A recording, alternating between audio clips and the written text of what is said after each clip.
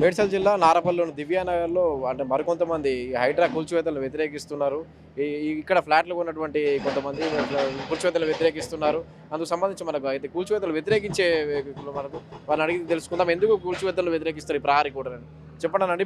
ఇప్పుడు కొంతమంది Singareni welfare association ఎవరైతే ఉన్నారో వాళ్ళు ప్రహారీ గోడ వద్దు, మా కనెక్టివిటీ రోడ్స్ లేవు, కూల్చివేయాలని వాళ్ళు ఫిర్యాదు చేశారు. కూల్చివేతలు చేపట్టింది. కానీ మీరు ఎందుకు వ్యతిరేకిస్తున్నారు? కనెక్టివిటీ రోడ్స్ అన్నప్పుడు ఇప్పుడు ఎంతమంది ఉన్నారు? వాళ్ళు ఇక్కడ ఉన్న వాళ్ళు ఎవరు కనెక్టివిటీ రోడ్స్ గురించి కాదు. ఓన్లీ ఫ్యూ పీపుల్, ఒక 50 మెంబర్స్ వరకు ఏమైనా ఉండొచ్చు, వాళ్ళు కనెక్టివిటీ రోడ్స్ అంటున్నారు. అంటే ఇది రానప్పుడు కూడా కనెక్టివిటీ రోడ్స్ అనేది ఏవైతే ఉన్నాయో లోపల ఇప్పుడు 100%లో ఓన్లీ 10% కూడా ఆక్యుపై కాలేనప్పుడు చుట్టూ గోడలు తీయడం వల్ల, కనెక్టింగ్ రోడ్స్ అన్నీ ఓపెన్ చేయడం వల్ల మిగతా వాళ్ళకి అంటే అవతల వాళ్ళకి వేరే అరాచక శక్తులు లైక్ కబ్జాలు కానీ లేదంటే ఎనీ దొంగతనానికి కానీ ఈజీ యాక్సెస్ ఉంటుంది. సో చుట్టూ గోడలు కట్టడం వల్ల ఆ ఒక దాని బాండింగ్ అనేది ఏంటంటే ఓన్లీ సెక్యూరిటీ కోసం అని చెప్పేసి గోడలు కట్టారు. దాని తర్వాత తీసేద్దామని అనుకున్నారు, దాని తర్వాత తీసేద్దామని కూడా చెప్పారు కూడా. అది కూడా కాకపోతే ఇప్పుడు ఏమైందంటే వాళ్ళ కనెక్టివిటీ రోడ్స్ కాకుండా కంప్లీట్గా వాల్స్ తీసేయడం ప్రకారం ఏమైందనంటే సెక్యూరిటీ లేకుండా పోతుంది. మొత్తం గోడ ఉందా? చుట్టూ దివ్యనగర్ చుట్టూ లేఅవుట్ మొత్తం గోడ ఉంటుంది. మరి ఇప్పుడు వాళ్ళు ఏం చెప్తున్నారు, ఈ సింగరేణి వెల్ఫేర్ అసోసియేషన్ వాళ్ళు ఏం చెప్తున్నారంటే కనెక్టివిటీ రోడ్డు లేకపోవడం వల్ల మీరు రావడానికి ఇబ్బంది అయింది. కనెక్టివిటీ రోడ్స్ అన్ని డాక్యుమెంట్స్ ఇచ్చేసినాం, మా తరఫున గ్రామ పంచాయతీ లేఅవుట్స్ కూడా మార్చేసారు ఇందుకోసం.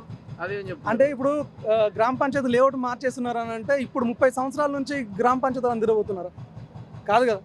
అప్పటి నుండి కూడా ఉంది కదా. ఇప్పుడు నోటీస్ వచ్చిందన్నారు, నోటీస్ వచ్చినప్పుడు దానికి సంబంధించింది వీళ్ళు ఎక్స్ప్లెనేషన్ కూడా తీసుకుంటున్నారు. దాన్ని తీసుకున్నాక తర్వాతనే ఏమైనా ప్రాసెస్ ఉంటుంది. ఈరోజు 4th Saturday, next Sunday 5 o'clock వచ్చేసి కూర్చోవడం స్టార్ట్ చేసుకున్నారు. అవన్నీ చేసినాక చుట్టూ గోడ కొట్టేసేసారు. ఇప్పుడు ఎవరైతే కంప్లైంట్ ఇచ్చారో కంప్లైంట్ ఇచ్చిన వాళ్ళు కూడా మొత్తం చుట్టూ గోడ కూలగొట్టాలని నేను చెప్పలేదు. ఇప్పుడు ఇంకోటి 40 feet రోడ్ ఉంటుంది. ఆ 40 feet రోడ్ మరి ఎందుకు ఓపెన్ చేయట్లేదు? అది మొత్తం కబ్జా చేసేసి ఓన్లీ 30 feet కూడా రోడ్ లేదు. ఇప్పుడు అది ఓపెన్ చేయకుండా ఓన్లీ ఇవి మాత్రమే కూలగొడుతున్నా అంటే ఒక పర్సన్ మీద కక్షపూరిత చర్య తప్ప మొత్తం మీకు ఆడ ట్రాన్స్పరెన్సీ ఎక్కడ ఉంది? మీకు గోడ కూలగొట్టడం వల్ల మీకు వచ్చిన మీకు ఎన్ని ఫ్లాట్లు ఇందులో? నాకు 3 ఉంది. మీకు వచ్చిన ఇబ్బంది ఏంటి? గోడలు కూలగొట్టడం వల్ల సెక్యూరిటీ ఎక్కడ ఉంది? ఇప్పుడు మొత్తం తీసేస్తున్నారు. ఇప్పుడు నా ఇల్లు ఇక్కడే ఉంది. ఫ్లాట్ ఉంటే నాకు ఇబ్బంది ఏం లేదు, నా ఇల్లు ఇక్కడే ఉంది కాబట్టి ఎవరైనా రావచ్చు, ఎవరైనా చేసుకోవచ్చు. లోపలికి ఏమైనా వస్తుంది. కొంతమంది అంటే మేము చూస్తూనే ఉన్నాము, ఏదో గోరాలు ఉన్నాయి అన్నట్టు ఏదో చూపిస్తూనే ఉన్నారు కదా. మొత్తం ఫారెస్ట్ ఏరియా టైప్లో ఉంటుంది ఇక్కడ. ఇంకా ఆక్యుపెన్సీ పెరగలేదు. ఆక్యుపెన్సీ పెరిగినప్పుడు అప్పుడు ఈజీ యాక్సెస్ ఉండొచ్చు. ఇప్పుడు ఒక యాక్సెస్ గురించి అని చెప్పేసి మొత్తం గోడలన్నీ కూలగొడితే అడవి పందులు కూడా తిరుగుతాయి ఇక్కడ. అడవి పందులు చుట్టూ ఉన్నటువంటి ప్రహారీ గోడను మొత్తం కూలగొడుతుంది. అది దానివల్ల ఇబ్బంది తప్ప బెనిఫిట్ ఏందనేది మాత్రం తక్కువ. 10% బెనిఫిట్ ఉంటే 90% అయితే బెనిఫిట్ లేదని నా ఉద్దేశం ప్రకారం నేను చెప్తున్నాను. వాళ్ళు వెల్ఫేర్ అసోసియేషన్ ఎవరైతే ఫిర్యాదు చేశారో వాళ్ళు ఏం చెప్తున్నారంటే ఆల్రెడీ దీనికి సంబంధించి ఛార్జీలు కూడా చెల్లించాము, డ్రైనేజీ వీటికి కూడా కట్టడానికి, కానీ కబ్జా చేసి కట్టారు. ఇది ఏదో 10 గుంటలు 20 గుంటల స్థలాన్ని కబ్జా అనేది ఇప్పుడు మీరు చెప్తాం కబ్జాలు అనేది చెప్తూనే ఉంటాం. దానికి ప్రాపర్ ఎవిడెన్స్ అయితే ఉంటుంది కదా. చర్యలు చేపట్టారు కానీ దానికి ప్రాపర్ ఎవిడెన్స్ అనేది ఏముంది? ఒక లైసెన్స్డ్ ఏంటంటే మనకి ప్రైవేట్ ఉంది, ఒక లైసెన్స్ ఉంది.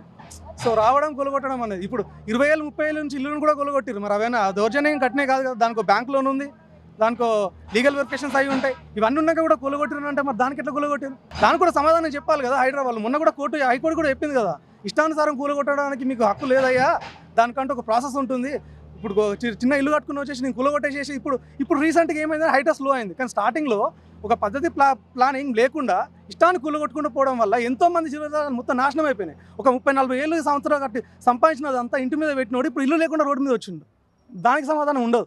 అంటే ఒక పర్సన్ అంటే గ్రూప్ ఆఫ్ పీపుల్ అందరూ ఒకటి అయ్యి ఒక కొండను కొట్టాలంటే మిగతా వాళ్ళందరూ ఒకటి అయ్యేసి దాన్ని కొట్టడానికి ఆయన మంచి చేసిండా చెడు చేసిన అవసరం లేదు. వాళ్ళకి వాళ్ళ పర్సనల్ తీసుకొని అటాకింగ్ చేస్తారు. ఇప్పుడు ఇదే సేమ్ వీళ్ళు చెప్పిన దాని ప్రకారం అయితే హైడ్రా అంటున్నారు కదా. మరి ఆడ 30 feet అయింది కదా గోడ. ఆ గోడ కూలగొట్టరు. దానికి ఏంటంటే సమ్ వెరిఫికేషన్ అని అంటారు.